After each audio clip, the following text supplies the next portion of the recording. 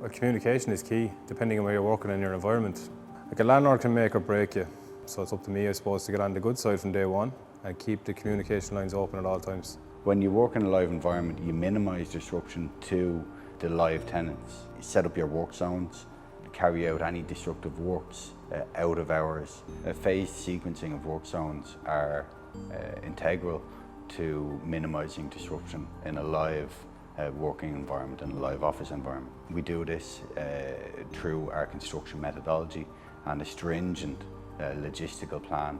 My strategy is to have an early meeting with the entire site team, clearly identify our scope, boundaries, timescales, allowances within the buildings. We like to identify these early doors and sit down with the client and the potential tenants and landlords. In particular for access and egress in and out of any building, it's so important to keep the tenants happy and keep their own businesses working and functioning as they did before we arrived on site. Things change on a daily basis. They can change very quickly and our team needs to be agile.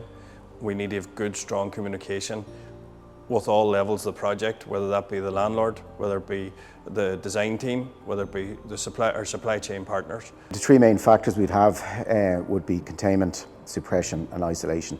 So containment of dust obviously, suppression of noise to the best of our ability, and then isolation then obviously of services that we're not interrupting the current tenants. So shutting off services and risers is critical that is communicated well with building management and the current tenants.